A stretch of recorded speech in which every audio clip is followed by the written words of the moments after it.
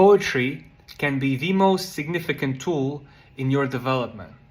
It is one of the most difficult things to do for a lot of people, especially people stuck in the logical, people who think why things should be this way, everything must be linear, and everything must make logical sense.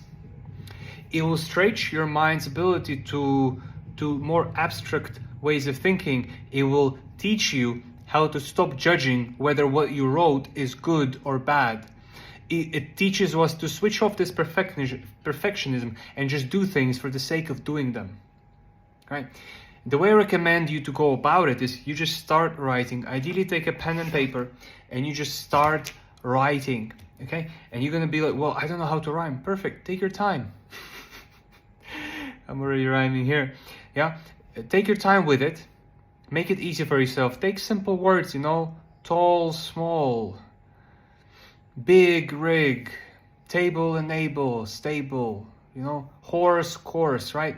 And you can just write it, and make it really easy. And it doesn't have to be good, right? And you don't have to show it to anyone. You don't have to say it. You don't have to read it out loud.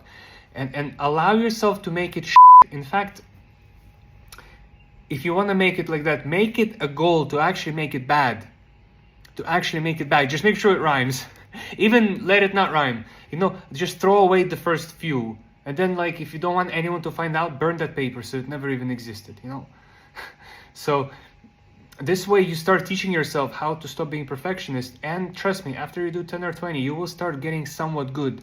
And you will start liking what you write. Because it will connect emotionally to something that's going on inside. Somehow, when we do poetry, it surpasses the logical mind, the conscious mind, and starts digging into the unconscious, the subconscious, and start taking the stuff out from there that we kind of suppress. We try not to show it to people. Sometimes we might, quite often I would say even, we might not be aware of it ourselves. So we start suppressing those things, and then poetry somehow helps to dig into that. This play of words, this game of it helps us to go a little bit deeper. And that's enough. And so poetry can be really good therapy. In fact, I think for me it's one of the best therapies there is. Yes, talking therapy is good. Yes, other types of therapy are great. But this one is like you really learning how to go deep with yourself through poetry. And quite often I would, and a lot of people notice, is like I would talk about heartbreak a lot and love and things like that. And this shows that there are unprocessed emotions and unprocessed things about it, right? And poetry helps to dig into that. Being young and spontaneous and being involved with people a lot can leave a lot of that trauma unprocessed. So it really helps us to go deep within ourselves like that. And there might be other stuff that would come up for you, but I say probably at least 50% of population have some sort of heartbreak story that they haven't really processed. So this magical tool can really help you to start digging into that. Or there might be something else, and you don't really even need to understand, but it will help you to uncover it.